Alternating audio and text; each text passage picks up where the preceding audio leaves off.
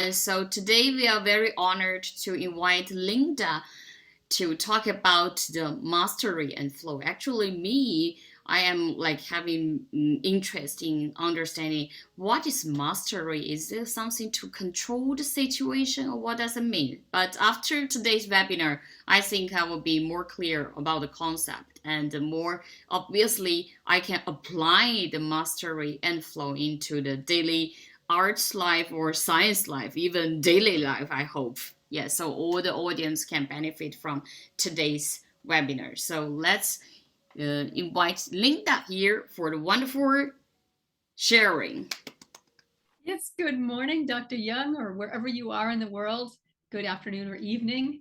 And thank you very much for having me here today. I'm looking forward to talking with you a little bit about these issues.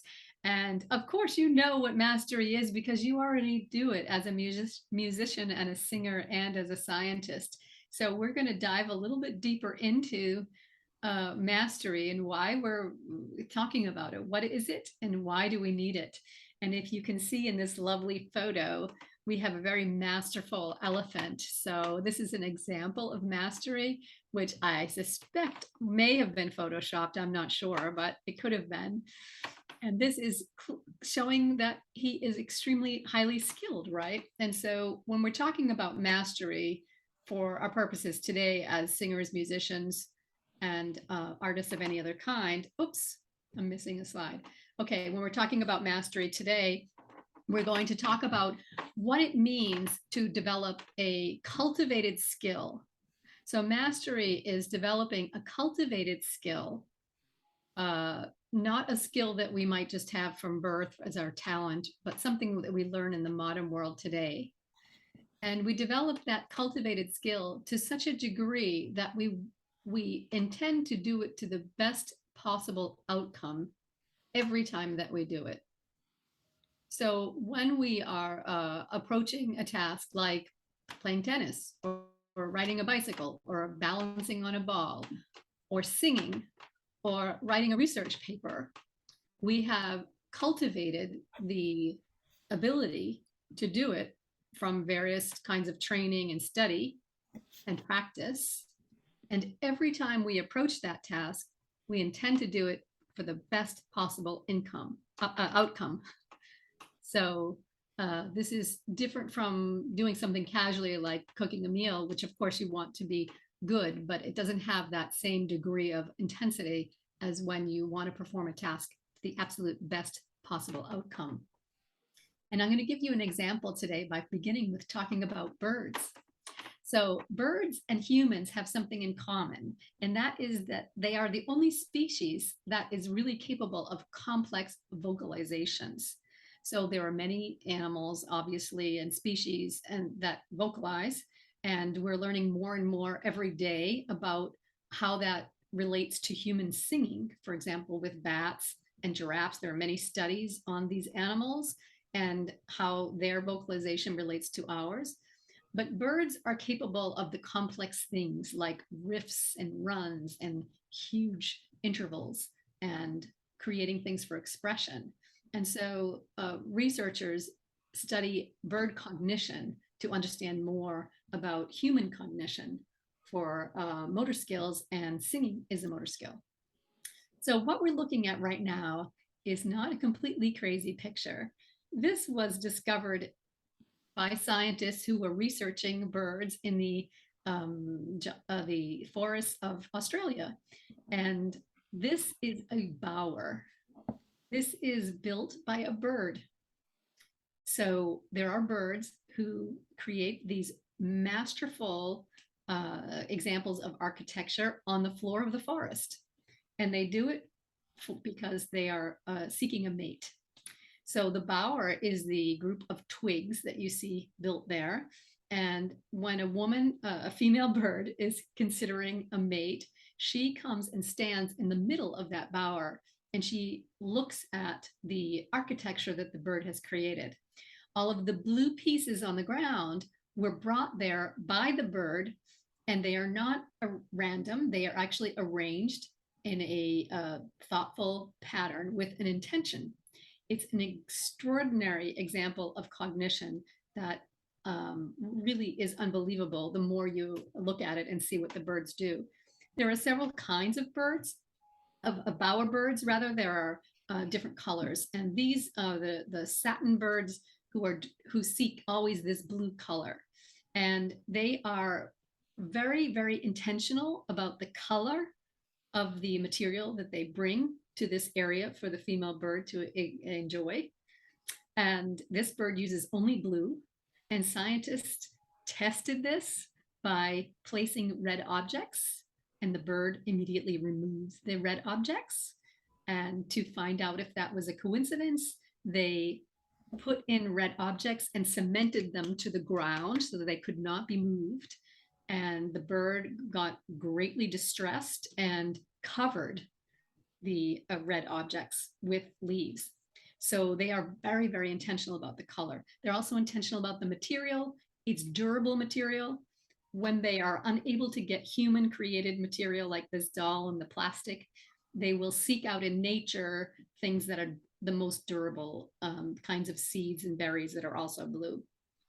They are intentional about the arrangement. They will arrange the material by size so that they are creating a gradient of a small size in the beginning and a big size towards the end, so that when the female is standing in the bower, she is actually looking as if it's a very long distance tunnel. It's extraordinary. And this will make the male bird appear larger when he stands within his architecture. Again, this has been studied and examined by many researchers. The other interesting aspect about this is that it's a learned skill. There is some trial and error involved, and this is a skill that they teach their young. So the juvenile male birds actually require 7 years to reach maturity. It's a very long time for an animal species. And during these 7 years, the father is training the juvenile male on how to build these places. And there are some species of bowerbirds where the bower is actually passed on to the future generations. And they have discovered bowers that are several feet high on the forest floor and that are up to 40 years old. So this is an extraordinary example of mastery. These birds are working very diligently to create something that is absolutely perfect. Why are they working so hard to create this? This complex environment, it's highly trained. It's because it's high stakes. Because if they don't create the best bower available for the females, they won't get a mate. The female birds shop around. They go from bower to bower and they choose the one they like the best. And there are actually very few males who actually reproduce in the bower species. And that's because this value of this architecture is so high. So when we're looking at developing our own skills and developing our own conditions about the way we do things and the way we live our lives, these issues are relevant to us. And singing is one that is also very highly complex skill, we know, and it's highly trained in the modern world. So if you're singing folk music, you don't need a lot of voice training or singing training because you're singing in a very small range. You're singing in your talking range. You just need to learn some musical skills, but the singing can be like talking. But in contemporary music, in opera musical theater, we're required to go above our talking range. And in those conditions, when we need to sing above our talking range, we need this high level of training.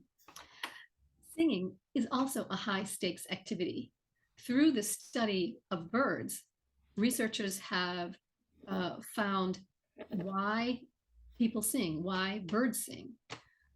We sing for many, many, many reasons. And in our natural habitat, we develop this ability for complex vocalizations because we needed to stay safe. We needed to ward off predators, right? So if a saber-toothed tiger is coming at you, you need to use your voice to get away or to alarm that predator so they go away. We also need it to stay healthy. So the voice was used to heal people, even in prehistoric times. So there's a long list of reasons why vocalization is a high stakes activity. The voice was used as a survival tool. It kept us alive and it created our ability to survive in the wild stronger than some other animals. If we look at human beings, there's no reason why the saber-toothed tiger shouldn't have dominated us. And the researchers have found that the primary reason why humans succeeded in that wild environment is because of their voice, because of the vocalization. So that's why we know singing is a high stakes activity. So when you're nervous about performing, or when you're nervous about going into your lesson and training your voice, it's not only psychological, it's actually in your DNA. If you are not able to succeed with your voice, you can lose your tribe, you can lose your place in society. And these are not psychological things that we're thinking about, but these are parts of our survival instincts that are kicking in when we vocalize. And understanding that can relieve you a lot of any kind of pressure or self-judgment or concern about your ability, because it is in your DNA to be able to make complex vocalizations and to learn to master skills, just like the bowerbird learns to master the building of their bower to attract their mates. Hmm. Yes, very impressive. So here I have a question. Is I'm very impressed by the bluebirds, you know. They are that picky. They only stick to the blue. No red is allowed. I don't know whether the visual system, the receptors are similar from the birds or human, but definitely they are very picky. They stick to the blue color, definitely, and they can recognize even if they cannot delete, they hide with the lips. That's so amazing. And also, you mentioned about the birds can do like some riffs and runs and intervals. I'm wondering if these intervals or riffs and runs are similar as our human being, or they have their own pattern, or yeah. Mm. Yes, when it comes to bird singing is extraordinary. They far exceed our ability to sing intervals and riffs and runs. And actually, my interest in birds began many years ago when I found a canary in the courtyard of my apartment in Vienna, Austria. And I was taking out the trash and I saw this yellow bird on the ground. And I thought, I've never seen a yellow bird in Austria before. What is this? And realized that it was actually a lost bird and it was in distress and needed help. So I took the bird inside and I called a friend of mine who had pet birds and I asked her what to do. And I got all the materials and did everything I was supposed to do to rescue this bird and had the bird in my living room. And I was training to sing and I was auditioning at that time. So I would practice in my living room. And there was a piano and a bookcase, and on the other side of the bookcase was the bird cage. I would sing scales and the bird would copy me. Ah, And I actually did not believe it the first time I heard it. I thought I was imagining it. And I leaned over past the bookcase to look at the bird cage. And when I was leaning over, the bird leaned over and looked at me. I really thought I was hallucinating this. So I called my friend and I said, "What's going on?" She said, "Oh yes, this is bird behavior. This is what they do." So I started researching it. And of course, I had a male canary, and males are the ones that sing. They learn it from their parents and they teach it to their young. So they actually train it. So when I would do my scales, he would copy my scale and then he would elaborate on it. And he would do things oh, that was impossible for me to do. oh my God. So you must be very good student. 100% copy. Yeah. It Oh, was extraordinary experience. It went on for years and I did quite a bit of reading about it. It was absolutely real what was happening. okay, so maybe at some point you can sing together with your colleague or new students, which is bird. Why not? Especially this something like this. I think the birds can be Yes. much higher because their range, vocal range is a little bit higher because they're narrow space in the vocal tract. So that makes sense. So they are more to the higher register, right? I mean, Yes. Yes. And even though they have a completely different system in terms of a larynx, they have it throughout their body. Naturally, I'm going to forget the name right now. Syrinx, I think it's called. mm. It actually is cognitively the same motor pathways that we have for vocalization. So they've learned about the motor pathways for vocalization from studying birds. Oh, so Yeah. actually, some part of our singing apparatus are birds, let's say.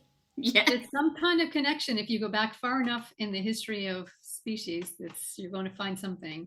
Yeah, okay, very interesting. And Okay, so you yeah, just continue. This is fancy bird story. I like it. So lovely. So next time when I meet a bird, I will try to talk to he or her. Yeah. it's really amazing experience to get to know a singing bird. It's really extraordinary. The bird species, the last comment I'll make about birds is they vary with their skills. So if you take 10 different species, you will find that each of them has a different skill, but they all excel at one thing very extraordinary, like the bowerbirds building their home. Other birds have different skills. They can't build the bowers, but they do something else extraordinary. And it's all because these skills are high stakes activities and they excel at them in order to survive. Very impressive. Very impressive. Oh, Yeah. interesting. So when we start looking, we've been talking about motor learning. That's what's happening with the singing, right? So singing is a motor skill, and people don't think about that because we're interested in the music and the art and the tone and the phrasing and expression. But in fact, you're using muscles and you're moving muscles and coordinating muscles. It's the same thing as riding a bicycle. And just like riding a bicycle, when you get onto a bicycle and you're learning it for the first time, you're not really uh, able to think so about tiny minutia and details. You're trying to figure out how to balance, right? So you don't fall. And so it's a very wide thought process.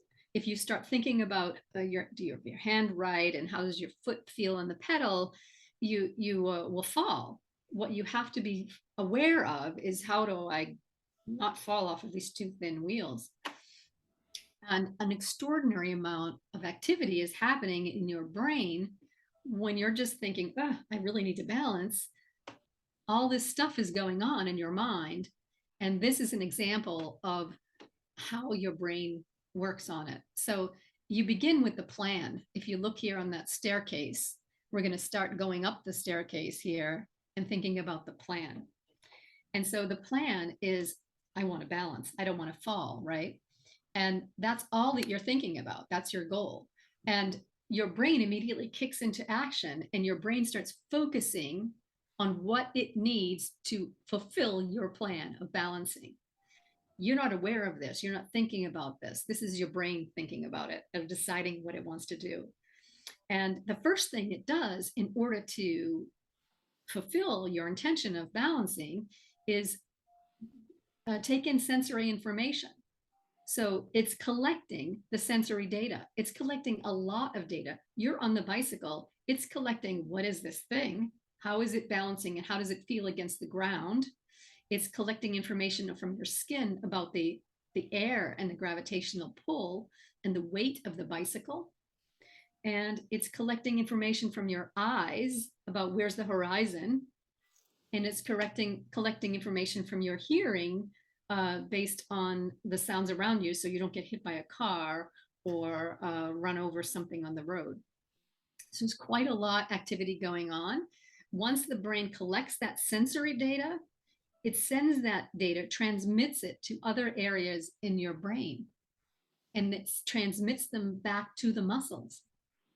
So there's two ways. So the information is going two ways, right? It's coming in from the environment, and then the brain is processing it and sending it back to your body so that your body knows what to do to stay in balance.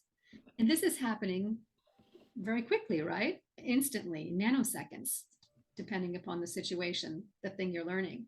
When your body is balancing and doing what it needs to do based on that information it received, then it sends more information back to your brain. So it's a constant loop that's happening very, very quickly when we're doing a motor skill. This is the unconscious process. And this is what's happening when you sing, when you play tennis, when you ride a bicycle, when you do any kind of skill. Now, how do we influence this unconscious process, right? Because we want to get better at singing. If we start thinking about minutia, like the foot on the pedal, we're not going to get there, right? We can only get there by having this plan, this intention. In the bicycle, our intention is to balance. What is our intention when we sing? Well, our intention when we sing is to sound good, right? It's high stakes activity. We all want to sound beautiful. We all want to make an impression. We all want to impact people. Why? Because it's high stakes. When we are using our voice, we are affecting our influence on the tribe, right? The collection of humans that are around us. We're affecting our relationships. We're affecting our position in the tribe and our own health and the health of people around us and many other things as well. So it's high stakes. So that plan, that intention that we start with is very important on getting the whole system to work. Did you have any questions? Yes, so I'm here. Just want about to ask. It's like as we talk about the brain and singing, we noticed is it definitely involves like the auditory cortex and the motor neurons to output. There, in reality, I mean, in real world, some people are tone deaf. They see, I cannot sing. I just don't have that note. But is it because the input and the output are not synchronized properly, or it can be cued, or what is your opinion on this? Well, there are a great deal of studies on this problem. It's something that is frequently studied because sensory data is easy to measure, and sensory input is easy to measure in the laboratory. So it's a common theme for researchers. They haven't figured out exactly people who are really tone deaf, who can't hear things. I think it's aphasia. Did I say that correctly? Mm, Um, yes. Yeah. so people who really can't make the tone. But I'm not sure when we meet people in our daily life or in our teaching or in experience in music, we have no way of knowing if they really have that because you'd have to be tested in a laboratory, right? To Mm, know if you really have that. Some people will just sing wildly out of tune, but maybe they don't have that. Maybe they're just singing out of tune. So there is definitely a degree of a great variance among humans in motor skills, right? So we meet people all the time who are naturally better at tennis. You know, they can just mm, pick up a racket and just do it, or mm, do it with very little training, right? And some people, you know, I'm a terrible tennis player.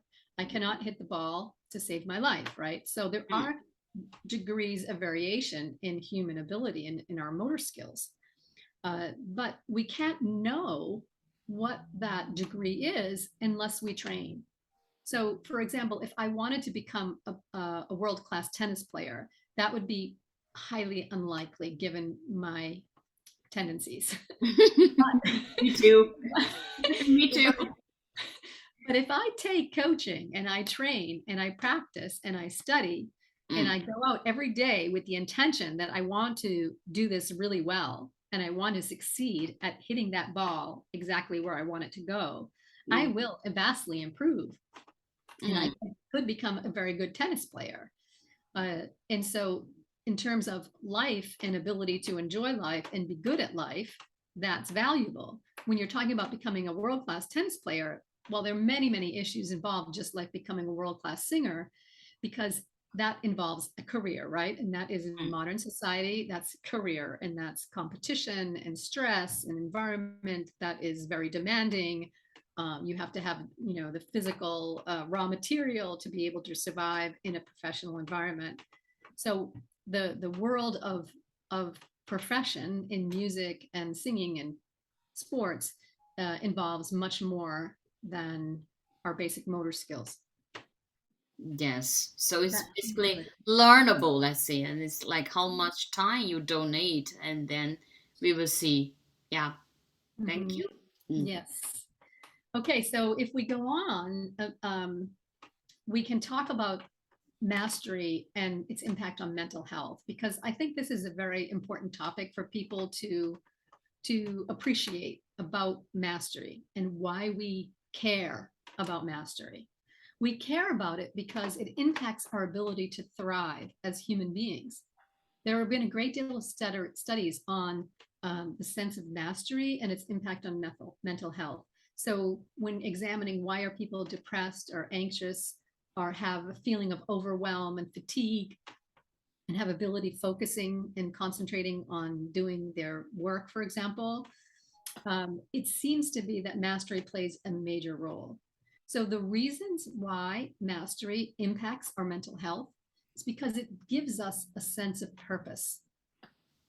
So, for example, if I want to play tennis really well, and I get up every day and I go to the tennis court with the intention of developing the ability to hit the ball over the net in the correct direction, I have a sense of purpose. I have something to do when I get up in the morning, and I have a reason that I want to succeed at it, sense of purpose. That sense of purpose gives you also confidence. So every day that you go out and you want to hit that ball way over the net, you develop confidence. Every day gets better. Every day that you succeed, you get more confidence. And it also gives you a feeling of connectedness. When we master a skill, whether it's sports or music or singing, we connect more with the community around us in some way. We are putting something of ourselves out into the world. And so there is a connection. We are no longer at home working on our projects or worrying about whether or not we're going to have success in life or whatever is bothering us or whatever is consuming you in your own day-to-day life. You are you are transferring from being in this bubble to being connected with the world around you.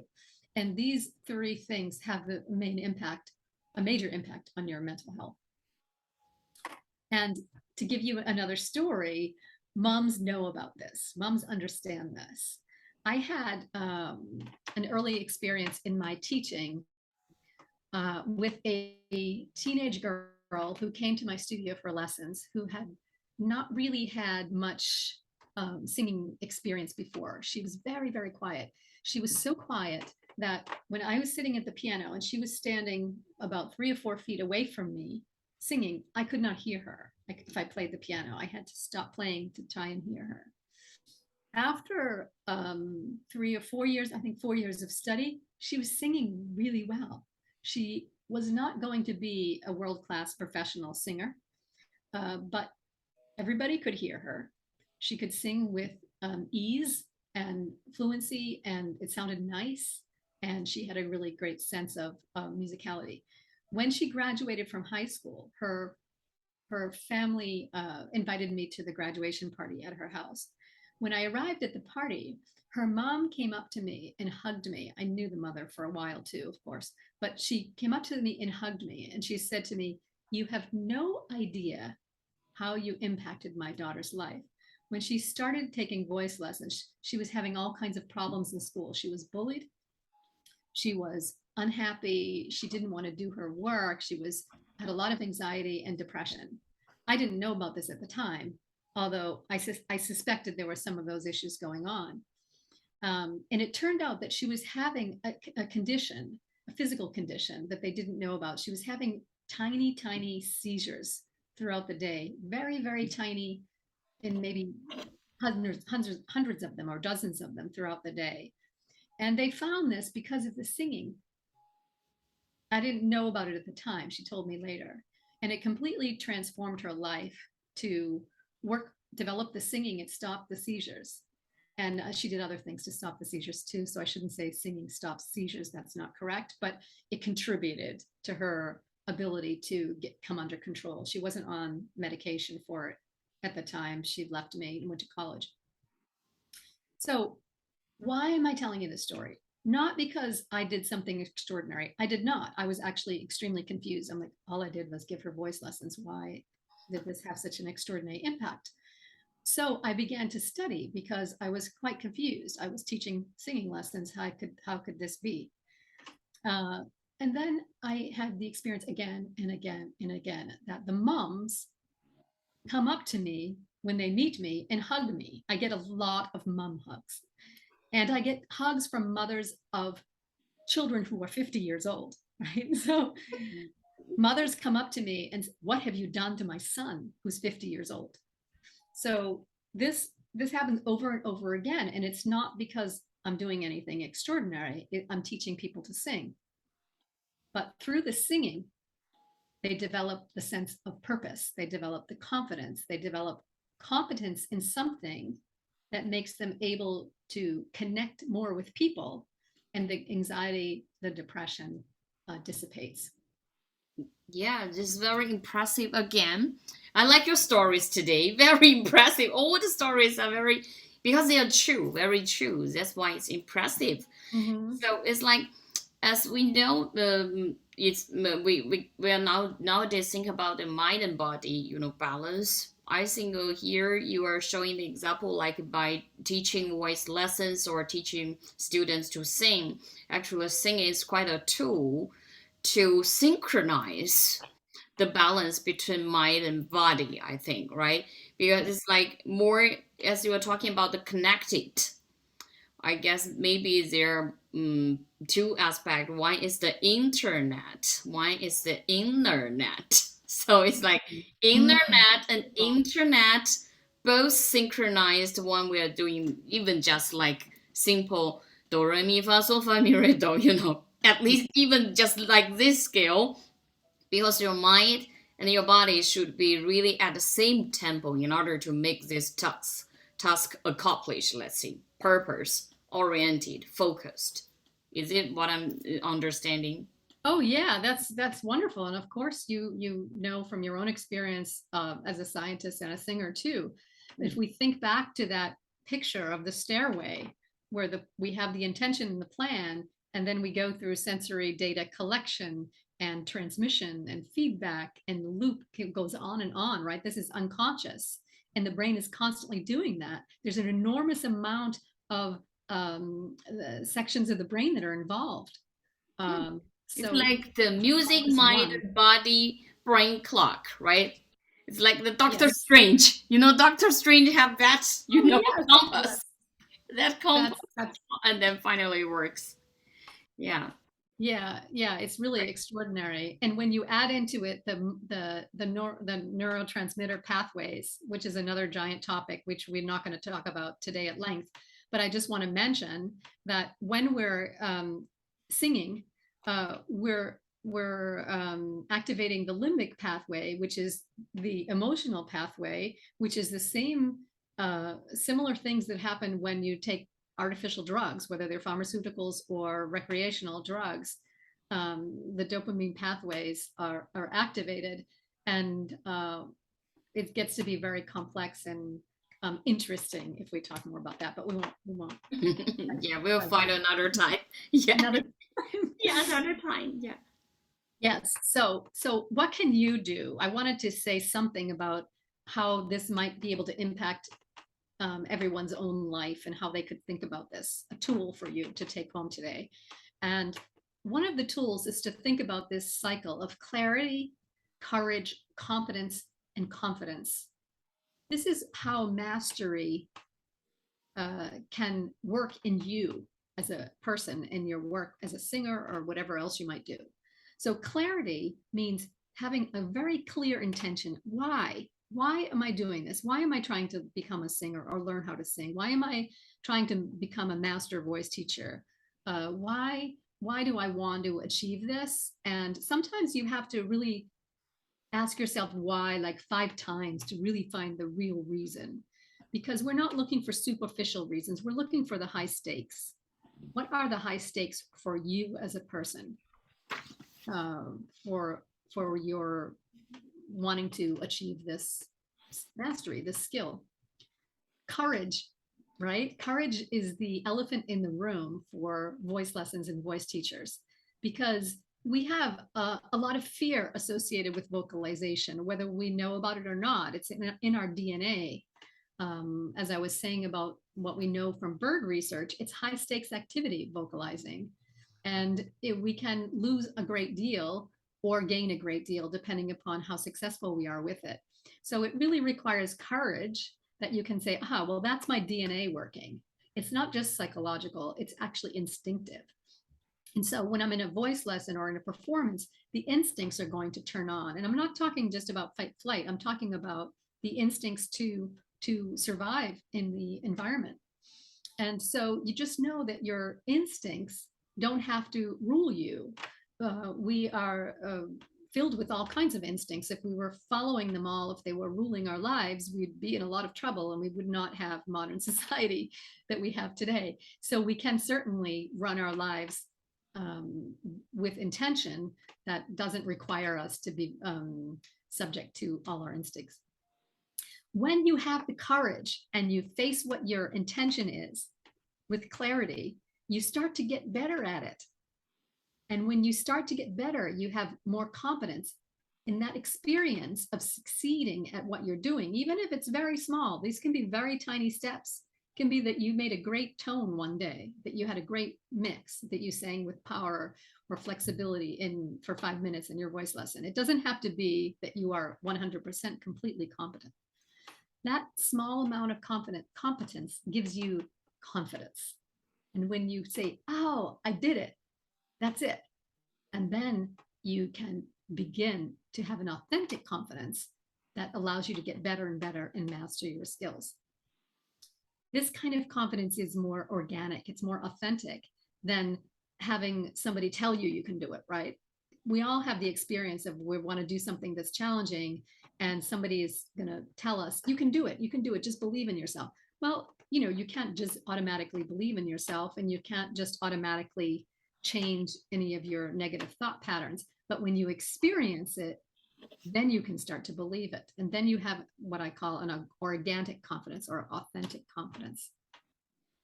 Yeah, that's quite nice. So next time you may talk this about the 4C rules or 4C concept, because in our lab we are talking about the creativity. They have the creativity for the 4C rules. I think you can do your own version of the Yes. 4C rules. It's 4C. definitely, yeah, the 4C really help ourselves to be ourselves, fight ourselves, and hold on ourselves. So I think it's very effective. I already feel it.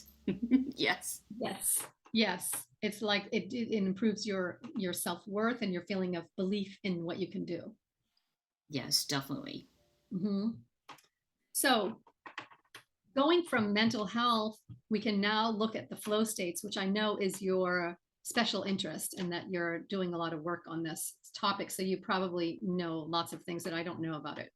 But what I did want to mention today is this aspect of sensory awareness. Because when we're talking about singing or music or doing a sport, we're talking about a motor skill. As we saw in the first diagram, motor skills are developed by when the brain collects sensory data, right? This is unconscious. We don't have to collect the sensory data. We just have to have the intention. So if we have the intention, then the brain will do whatever it needs to do and it will send that information to the body. The body will try it out, send back feedback to the brain. No, that didn't work, or that worked great. And the loop continues and continues. So this is an example of how we can get into what people seek as a flow state, right? When we are working in a way that feels easy, when we're working in a way that we are confident and things seem to just work by themselves. And a lot of times this will happen to certain singers, experienced singers or musicians in performance, because performance is a high stakes activity. So suddenly you can be out there and suddenly it all comes together and you feel great. One of my clients likes to refer to this as a cathartic feeling. That's what he calls it. So how does this happen? It happens because of the senses, right? We can tactilize. These are just fun words to help you remember. Tactilize, these are not real words. I made these words up. So tactilize is feeling, right? From tactile. Audicize is hearing. Can you hear it in your mind, in your imagination, and visualize? We know what that means, right? So when we visualize, we're talking about our imagination, or being able to think about something, right? You can imagine the beach when you think about it in your mind. And you can also imagine a sound when you think about it in your mind. You can remember the sound of your mother's voice, right? You never forget that sound. You can, if you have pets, if you're a dog lover, I'm a dog lover, you can remember the sound of your dog's voice. The bark of your dog is very different from every other dog, right? Just like humans. And you can remember your dog's bark, and you can hear it in a wide group of dogs, and you can hear it in your mind's ear. And tactilizing the same thing. You can remember how something felt. If you touch something very furry and soft, you can remember that feeling. You can call it up in your imagination. And it's the same thing for singers. We can remember how it felt to sing in a strong mix, how it felt to sing powerfully. We can remember what it sounded like when we got a strong, firm tone, right? We can remember that sound. And when we remember it, we can do it. Visualizing, we're not going to spend too much time seeing things when we are singing necessarily, but seeing them in your mind's eye while you're singing can be really, really helpful. So seeing the beach while you're singing can actually be really helpful, and it can step you into that flow state. And I'm just using beach as an example. It can be anything that you like, right? You can see a mountaintop in your mind's eye, and then while you're singing on top of that mountain. You're going to sing with more volume, more dynamics, more freedom, because of the feeling that that gives you. So this is sensory data. And when we develop mastery, we're actually functioning off of the memory of the sensory data. Same thing if you play tennis, right? If you play tennis, you remember that arm movement, and you remember how to place your arm, and you don't even think about it. It becomes automatic, right? It's a motor skill. When you learn it and train it, it's in working memory. And that's over time, it moves into your long-term memory, and it's automatic. You don't have to think about it anymore. And that's how singing becomes automatic as well. Another example of this is our dancers. Dancers have another sense that it is very strong for them, is spatial awareness, a sense of the space around them. This is very important for singers too. I use it a lot, but for dancers, it's crucial. So dancers have a feeling of when they raise their leg, they know where it is, right? The rest of us would be confused, right? We'd have to practice and train that to find out where our limbs and movement is in the space around us. Blind people have a very high spatial awareness. They are extraordinary at knowing where everything is around them just by the feeling, because they can't see it, but they can feel it. So this is how mastery impacts your flow states, or is your flow states, if you want to put them together. Yeah, this is something like really makes sense. It's because of the sensory systems like the tactile, audio, visual, even odor, smell, some Mm-hmm. food, your mother's like cook in the kitchen. You will never Mm-hmm. forget about that thing. And behind of this sensory neurons, so then we enter into the feeling and memory. That becomes the core of a human being. They say that now the AI robot is like trying to mimic us, but this kind of a thing, they may not, make it as human being. Yeah. Yeah, I read something about that recently too. I don't know about it, but I did see it in an article. It is amazing if they can create sensory awareness in AI. Yes. It's extraordinary, because that is one of the things that makes us human, but it's also one of Yeah. the things that makes us able to master a motor skill, and why we can get on a bicycle when you Mm. haven't been on a bicycle in 10 or 15 years, and you can ride it without thinking about it for 1 second. You just get on the bicycle and go. And that's because of your sensory memory, Yes, we will see. among other things. There's other things too, but primarily sensory memory. Yes. Okay. So this sensory awareness creates that cycle of internal focus flow. So when we're talking about it going into long-term memory, like the bicycle that you can ride, even though it's been 10 years since you've been on it, it's an internal focus flow state that's just moving. You have nothing to do with it consciously, but your brain is working without you having to do anything about it.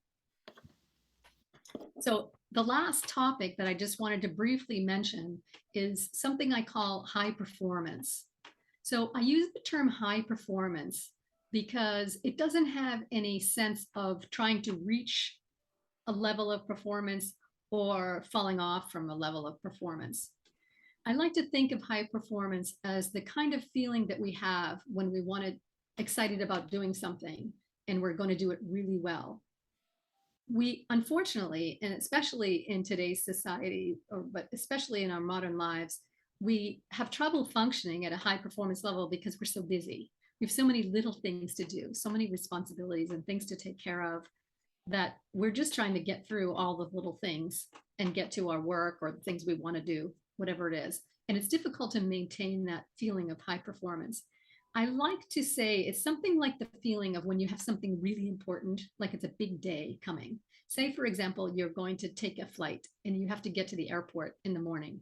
You are very excited the day before or the 2 days before, sometimes even longer, when you're packing and preparing and thinking about all the things that you want to do when you get to your destination. And you're very much looking forward to that. And you're thinking about that destination, right? You're not thinking about the little things so much, but you have in your mind that intention of that great place you're going to see or the great thing that you're going to do when you get there. And then when you get up in the morning, you come out of bed very excited. So there's no trouble waking up. You don't need an alarm clock very much. You might if it's an early flight, but you don't have trouble. You get up, you're excited, you get your things together, and you're going to the airport, and you're very focused. And the last things that you have to do to take care of, you boom, boom, boom, boom, and you get everything done really fast. Well, wouldn't it be nice if we were always like this? Now, not if it's too much stress, like being late for the airport, but wouldn't it be nice if every day you wake up and you approach your work with that same sensation that you do when you have a big, exciting thing to do? That is a skill you can master. And when you are working towards doing something to the degree of mastery, when you want to be able to sing really well, when you want to be able to become a master teacher and develop your skills in a way that just work automatically and create the transformational experiences for your singers and yourself, we need to work at a level of high performance. We need to be in that situation where it's easy to focus, where things just go because that's our intention. And we need to be able to also live with the ebbs and flows. So we're not talking about reaching this moment when we're really good, because then we're going to fall off from it. But we're talking about living in a constant state of high performance that's going to ebb and flow because, of course, we got to eat and sleep and things get busy and we have some boring things to do during the day. So there's going to be ebb and flow, but it's natural. It's not reaching and then diving, and reaching and diving. And it's authentic. We're not trying to force ourselves to do something. We're not trying to create some skill that is not natural to us. We're trying to find our authentic way of feeling excited and intentional about everything that we have to do. So I just wanted to mention that topic about high performance, because that high performance state develops from our mastery skills and our intentions. That's very good. I was thinking, yes, when we go for a journey holiday, we're very excited, of course, but we cannot do that every day, you know. Every day as holiday. Yeah, so that's impossible. But like how to set like a high performance target?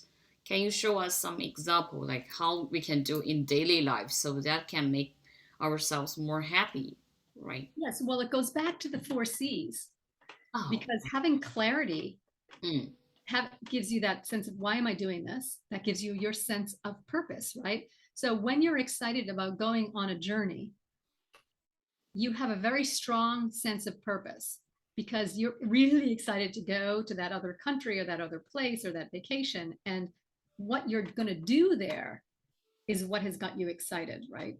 So you're very much focused on that thing that you're going to get. So in our daily lives, we can be very much focused on that too. So instead of being focused on the minutia of our daily life or the minutia of like doing that scale correctly, we're focused on what we're going after. So if I wake up in the morning and I think I want to have great lessons today, I want to create transformational experiences for every singer I teach today, you're going to jump out of bed. You're going to be excited about what you have to do instead of thinking, oh my God, I've got 8 hours of teaching today. And they're going to be like 5 of these same songs. I'm going to hear 5 same songs from 5 different singers. Yeah. Well, instead of that, I'm thinking, okay, what can I do in today that's going to create a transformational experience for the singer? Because that's my intention, right? That's what I like to do. You might like to do something else. But then we are in that state because we're thinking about that intention. Does that help? Does that answer that question? Yes. Another example might be in school. So like I'm doing my master's degree now, which is crazy because I'm at the, most people are getting ready to retire and I'm doing master's degree. So it's crazy. And it's in neuroscience, so applied neuroscience. So I'm not going to become a neurologist or a neuroscientist necessarily. I'd have to do more education after this. But I'm learning about some things that I have not studied before. And I certainly haven't studied biology since like 40 years ago. So, but if I wake up every day and I think about these lectures I've got to listen to or these papers I've got to read, I can get very tired, right? But if I wake up every day and I'm thinking about the reason I'm doing this master's degree and what I'm going to get at the end of it, that when I'm studying the minutia of DNA technology, I don't get bogged down. I don't feel tired because I know why I'm doing it. And I'm thinking about what I'm going to get when I'm done.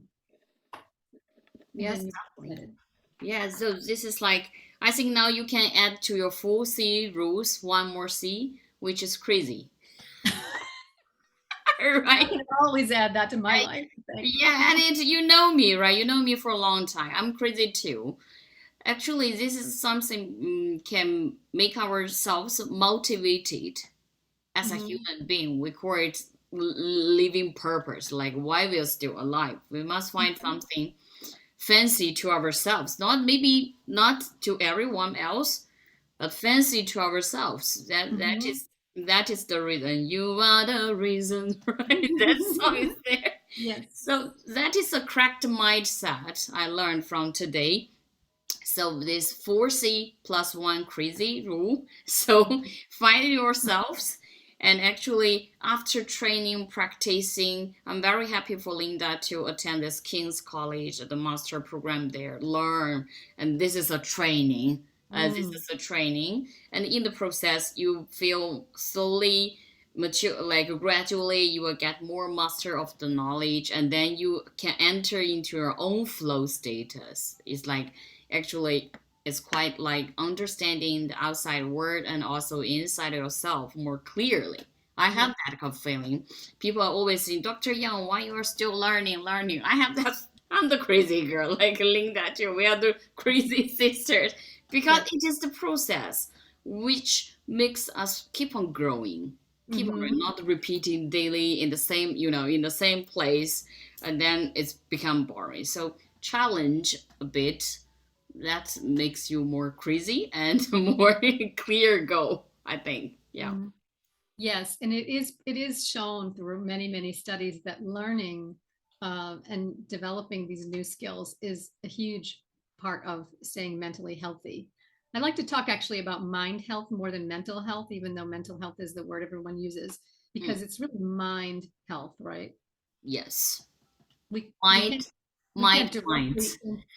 Yeah, we can't directly impact the biology in terms of consciously saying, oh, well, I think I'll improve the way that neurotransmitter moves. No, but we can impact how our mind is working, and how our mind is working impacts the biology.